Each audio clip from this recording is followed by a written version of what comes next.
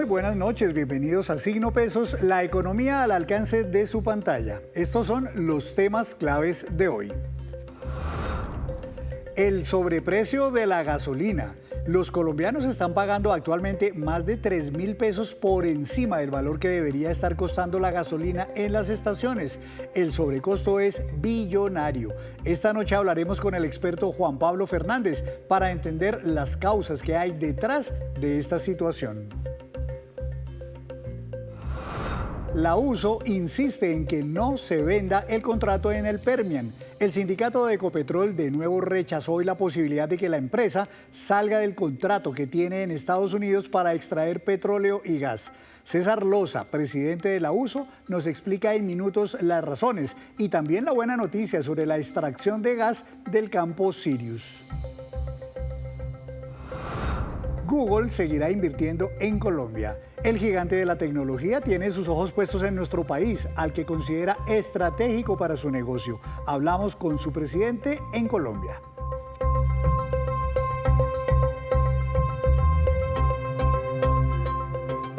Y comenzamos esta emisión de Signo Pesos hablando de la gasolina y de los precios que están pagando los colombianos por cada galón, el cual ya está a niveles que muchos expertos cuestionan. Saludo al doctor Juan Pablo Fernández, él es economista, analista y experto en estos temas de combustibles. Doctor Fernández, bienvenido a Signo Pesos, buenas noches. Henry, buenas noches y muchas gracias por su amable invitación. A usted, doctor, por aceptarla. Comencemos por recordar una cosa. Cuando el gobierno, este gobierno en particular, empezó esa senda de aumento de precios de la gasolina corriente, tenía un argumento y era acabar con los subsidios que en ese momento tenía el precio de la gasolina corriente. La idea era, para recordar, llevar ese precio hasta dónde, hasta qué nivel y qué pasaría cuando se llegara a ese nivel. El gobierno lo que siempre ha expresado es que tenía que eliminar la diferencia que existía entre el precio que se remuneraba en agosto del 2022 al productor Ecopetrol frente al precio que se definía en la puerta de la refinería en el Golfo de México, en los Estados Unidos. Había un diferencial cuando empezó el gobierno entre esos dos precios de alrededor de 8.000 pesos. Es decir, era en términos de diferencia negativo la resta entre el ingreso que se le pagaba a Ecopetrol por un galón de gasolina y el precio que se pagaba en la refinería. Y el gobierno señaló que cuando igualare esos dos precios, que eso se le conoce técnicamente como un precio de paridad, y eliminar el subsidio implícito, porque aquí hay una discusión técnica sobre el subsidio implícito y otros tipos de connotaciones que existen sobre el subsidio, dijo que cuando llegare a ese precio y los igualare, el precio de la gasolina corriente en Colombia se movería de acuerdo a cómo fluctuara el precio del galón de gasolina en la puerta de la refinería en el Golfo de México de los Estados Unidos, que por regulación es el precio de referencia a el precio interno de los combustibles en Colombia. Eso sucedió exactamente en aproximadamente octubre del 2024. Sucedió en octubre del 2023. Eso sucedió en octubre del 2023. Y a partir de ahí, sorprendentemente, el gobierno no empezó a mover el precio de la gasolina de acuerdo con el movimiento del precio de referencia del Golfo de México, sino que empezó a establecer una política fiscal que le permitiera definir un subsidio cruzado entre los consumidores de gasolina corriente y los consumidores del ACPM. Pues miremos entonces, sí, justamente quería mostrarle esta tabla, doctor, que es la más reciente, de acuerdo con la última alza de 100 pesos que hicieron hace apenas unos días, el viernes de la semana pasada, en el precio de la gasolina. Ya el precio de la gasolina corriente, bueno, en cada ciudad es distinto, en Bogotá vale 16.393, el precio promedio en el país es de 15.968. Lo que usted quiere decirnos es que estos precios ya están muy por encima de lo que debería estar costando o cobrando el gobierno o a través de estas resoluciones al público en general. Sí, señor, la gasolina en Colombia, si se aplicare de manera plena la fórmula que está definida hoy en la regulación, el precio de la gasolina al consumidor en el país sería 3.248 pesos menos costosa. Es decir, que el precio de la gasolina no estaría en los 16.700, 16.800 pesos en que se encuentra hoy, sino que estaría en alrededor de unos 14.500, 14.400, 14.600, dependiendo de la ciudad donde se ubique usted. Y por supuesto, en las zonas de frontera sería menos costosa de ese precio que es el referente para aquellas ciudades que no se rigen por la normatividad que se aplica en las zonas de frontera donde los combustibles son más baratos. Claro, esta gráfica que yo tengo acá, usted la compartió hoy en su cuenta de X, doctor, y muestra cómo justamente ha venido evolucionando ese sobreprecio hasta llegar a estos 3.248 pesos. Entiendo que también en esto ha ayudado que además la gasolina en el Golfo de los Estados Unidos y además el dólar, ambas cosas han bajado, de manera que quedamos mucho más por encima todavía por esas dos razones también, ¿es verdad? A ver, hay como 13 aspectos que... El precio de los combustibles depende de 3 factores: el ingreso al productor, los impuestos que gravan a los combustibles y los costos logísticos. Lo que depende directamente del precio de la gasolina en la puerta de la refinería en el Golfo de México y la tasa de cambio es el ingreso al productor. Y actualmente lo que viene sucediendo en el Golfo de México es que el precio de la gasolina viene reduciéndose. Este año empezó en enero, o el precio máximo en marzo del 2024, un galón de gasolina en el Golfo de México estaba alrededor de $2 con 54 centavos en la refinería. Y a octubre ese mismo galón está costando $1 con 94 centavos. Y en paralelo, pues la tasa de cambio ha venido bajando de precio desde esa misma fecha que menciono, de alrededor de los 4.133 pesos a los 3.874 pesos que van lo corrido del mes. Entonces eso ha reducido el precio de paridad con el cual debería calcularse o debería igualarse, como prometió el gobierno en aquel momento en cabeza del ministro Ricardo Bonilla, para que se diera una fluctuación. Pero después de eso, el gobierno, aplicando la política fiscal en medio de los inmensos retos que tiene en materia de finanzas públicas por el déficit fiscal tan alto que tiene y por las necesidades de financiación, pues tomó el precio de la gasolina y desarrolló una política fiscal en la cual a los 17 millones de personas de propietarios de vehículos, o los 17 millones de vehículos que hay en el país que se mueven con gasolina,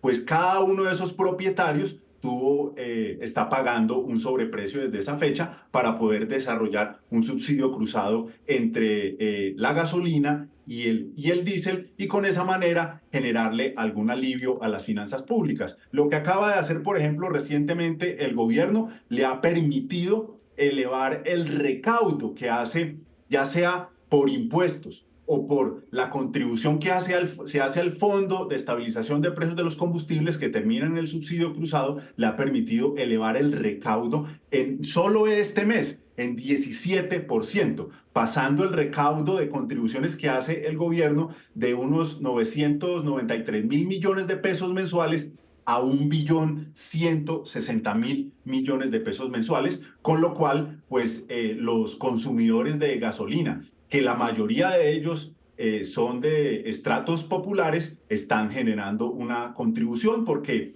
en Colombia la gasolina corriente, el 35% de ella aproximadamente la consumen las motos, y el 65% lo consumen, el 65% los vehículos particulares, automóviles, y hay una pequeña porción de gasolina que consumen vehículos de carga que se mueven en la última milla dentro de las ciudades para hacer distribuciones de mercancías. Usted se tomó además, doctor, la molestia de hacer los cálculos de cuánto entonces es ese sobreprecio que han pagado los colombianos en todo este tiempo, y sus cuentas le dan esto, 3.8 billones de pesos. O sea, eso es un montón de plata los que hemos pagado además todos los colombianos que hemos comprado gasolina en los últimos, digamos, 2 años, por decirlo menos. ese sobreprecio equivale a casi una reforma tributaria.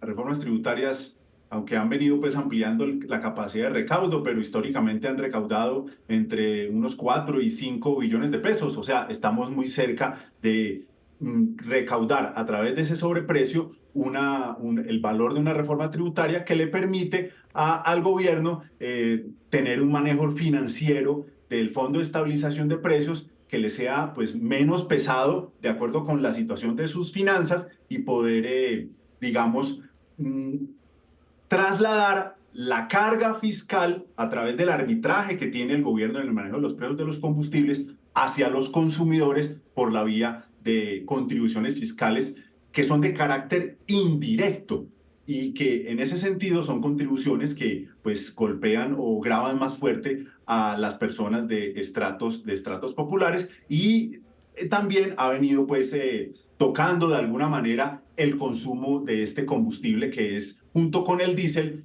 los dos principales productos de consumo masivo en Colombia y los dos principales bienes de venta desde el punto de vista de la industria manufacturera del país. A mí me queda una última inquietud, doctor, y es curioso.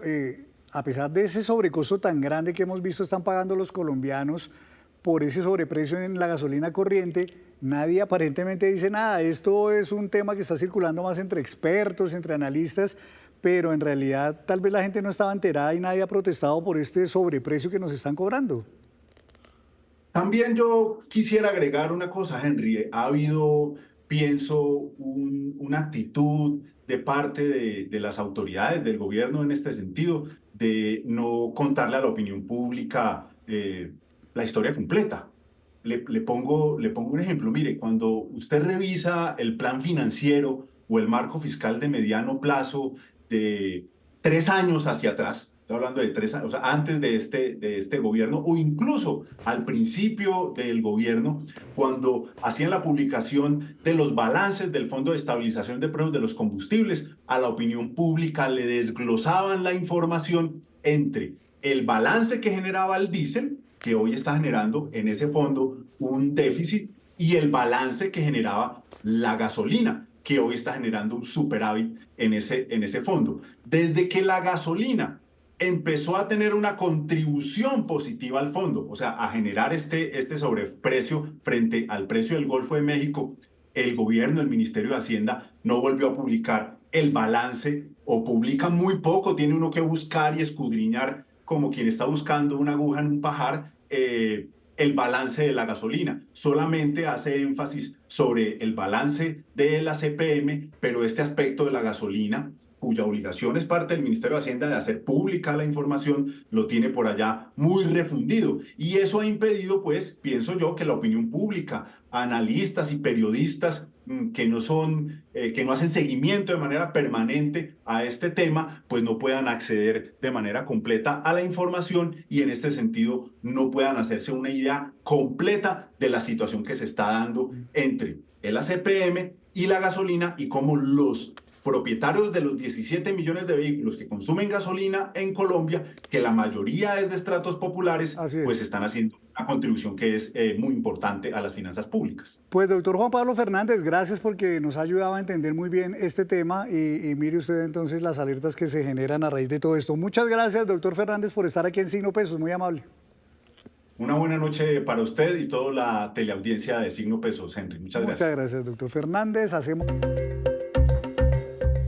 Gracias por mantenerse conectado con Signo Pesos. Otro de los temas polémicos por estos días en Colombia es también del sector energético, esta vez por cuenta del deseo del presidente Gustavo Petro de que Ecopetrol se salga del contrato que tiene con la compañía Oxy en Estados Unidos para extraer allí petróleo y gas. Para analizar este tema saludo al doctor César Loza, presidente de la Unión Sindical Obrera, que es el sindicato de Ecopetrol.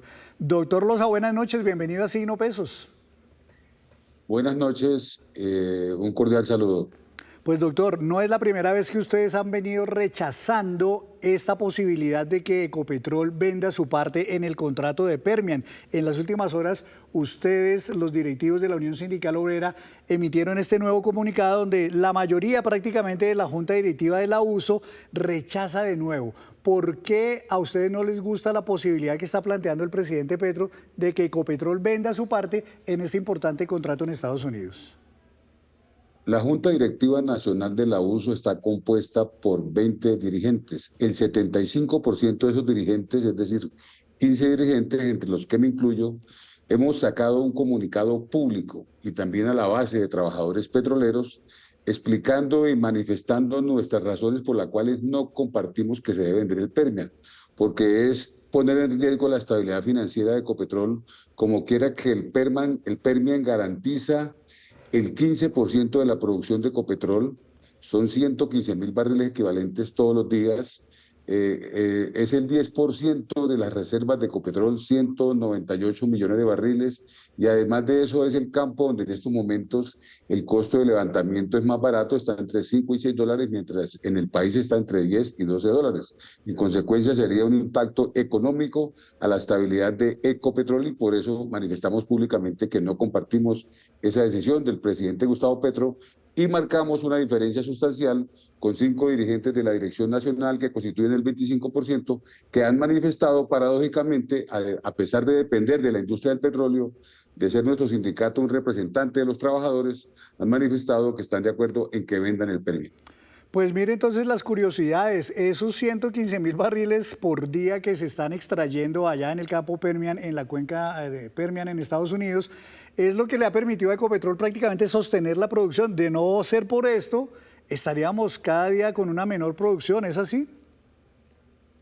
Tal cual, la producción de Ecopetrol, la producción que hoy sostiene Ecopetrol, 750.000 barriles al día, tienen el 15% del Permian, que aunque en el país no producen un solo empleo, pero hacen parte de la producción integral de la compañía y por eso hay que defender que el Permian siga siendo de Ecopetrol. Ahora bien, doctor, financieramente también las utilidades de Ecopetrol pues han venido en los últimos trimestres bajando, los ingresos pues ahí también han tenido muchísimas dificultades. Esto sería entonces también muy grave para efectos de la rentabilidad de Ecopetrol, de las utilidades que quisieran todos que cada vez fueran mayores. Y las utilidades de Ecopetrol están impactadas por dos razones fundamentales. Una, la tasa de cambio, que el dólar ha venido valiendo menos, pues, y el otro factor que impacta también está relacionado, pues, con el precio de venta del crudo. Se está vendiendo en promedio el barril Brent a 66, 65 dólares. Anteriormente el barril estuvo en 80 dólares y eso tiene un impacto en las finanzas de Ecopetrol.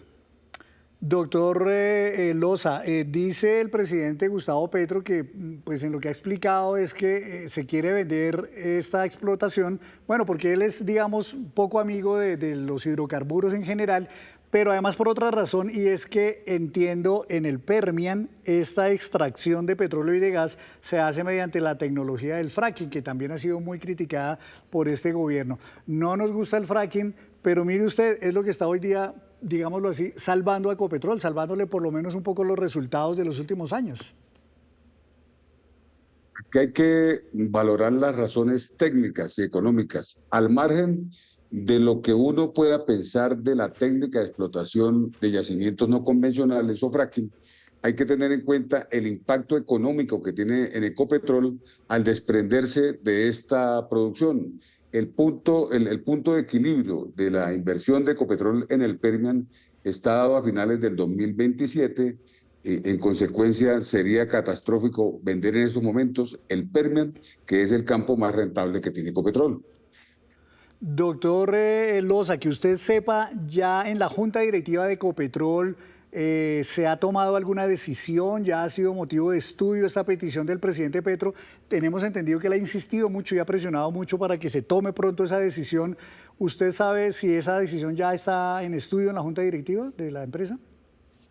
Bueno, tenemos una información que el presidente Petro le solicitó a la Junta Directiva vender el Permian. De hecho, pues conocemos que la renuncia de Mónica de Grey precisamente está motivada por eso, pero no conocemos que la Junta Directiva haya tomado una decisión en ese sentido. Ahora, Vender el Permian también puede ser castigado por los mercados, como quiera que al bajar la producción de Ecopetrol le pueden exigir a Ecopetrol el pago de los bonos y eso pues también se haría pues con algunas sanciones económicas e impactaría negativamente a la empresa. Nosotros no tenemos conocimiento pues que la Junta Directiva de Ecopetrol haya tomado decisiones en ese sentido y esperamos que no las tome. Así es, incluso en estos días 70 expertos del sector energético, incluidos varios expresidentes de Ecopetrol, cuestionaron también esa misma decisión que hoy la USO está cuestionando, pero además agregan que lo que usted menciona, si vendieran el Permian, esto puede provocar una caída del 30% en el precio de la acción de Ecopetrol, que de por sí ya está en niveles históricamente bajos. Una cosa sobre este mismo tema, doctor, ¿es verdad? ¿Sabe usted si la Oxy, que es el socio de Ecopetrol en ese contrato en la cuenca del Permian en Estados Unidos, tiene poder de veto para que Ecopetrol pueda vender su parte en esa alianza que tienen? No conocemos esa información en ese sentido y bueno, son cláusulas de confidencialidad que manejan las empresas cuando hacen este tipo de contratos. Pero el mensaje pues que el sindicato en su gran mayoría respalda. Aunque no firmamos esa comunicación, coincidimos en la solicitud, porque el sindicato también le ha solicitado al gobierno nacional y especialmente al presidente Gustavo Petro que reconsidere esa decisión. Esto no se puede ideologizar, esta decisión pues, de vender el Permian no puede obedecer a una manifestación, pues, porque no nos gusta la técnica de fracking. Aquí hay que valorar razones técnicas y razones económicas, razones financieras, teniendo en cuenta que Ecopetrol es el activo más valioso que tenemos los colombianos. Así es. Doctor Loza, quisiera hacerle otra pregunta sobre otro tema. No todos son malas noticias. Hoy el presidente Ricardo Roa de Ecopetrol en las últimas horas anunció que ya se llegó a un acuerdo precisamente con sus socios en el campo de gas Sirius que queda en el Mar Caribe colombiano para declarar, dice él, calculan de aquí a diciembre, la comercialidad de ese campo y a partir del 2030 empezar a extraer ese gas que tanto está necesitando el país. ¿Cómo reciben ustedes en la USO este anuncio del presidente Ricardo Roa? Bueno, es un buen mensaje para el país, es un buen mensaje para los mercados, pero también es importante precisar que en este campo se depende del licenciamiento ambiental. Lo anuncia Ecopetrol en el comunicado, es decir, se requiere el licenciamiento ambiental para que posteriormente se monten las facilidades de superficie y se pueda comercializar el gas de este campo, que de acuerdo a la información que anuncia Ecopetrol, puede estar en el orden de los 246 millones de pies cúbicos, que lo requiere el país.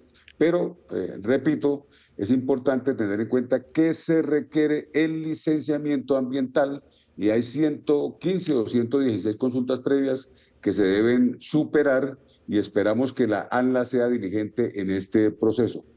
Claro, pues caería muy bien ese gas si se pudiera extraer desde mañana mismo, digo yo, por la coyuntura, usted lo sabe, tan brava que está sufriendo el país en materia de déficit de gas, hemos tenido que importar, en fin, pero bueno, 2030 es mejor que nunca, ¿cierto, doctor Loza, que se empiece a extraer ese gas? Y necesitamos darle celeridad a todos los procesos, que la ANLA nos facilite el licenciamiento ambiental de Comodo 1, por ejemplo, y que facilite el licenciamiento ambiental de otros proyectos de recobro mejorado, porque el país requiere los hidrocarburos, se requiere el petróleo y el gas. Debemos tener en cuenta que hoy el país está importando más del 15% del gas no térmico, cuando lo podemos extraer en el país si hacemos todo el trámite que se requiere, el licenciamiento ambiental y hay voluntad política por supuesto, del gobierno nacional. Bueno, doctor Loza, pues seguiremos hablando entonces de todos estos temas que no solamente son de interés para Ecopetrol, para ustedes en la Unión Sindical Obrera, sino por supuesto para todo el país, porque todos de alguna manera estamos dependiendo de que a Ecopetrol le vaya bien. Doctor Loza, gracias por estar aquí en Signo Pesos, muy amable. Muchas gracias. El doctor César Loza, él es el presidente de la Unión Sindical Obrera. Y hablemos de más noticias porque en su visita a Cartagena, el director de Google en Colombia anunció que la compañía seguirá invirtiendo en el país. Aseguró que la inteligencia artificial no debe verse como una amenaza, sino como una herramienta para fortalecer el talento humano.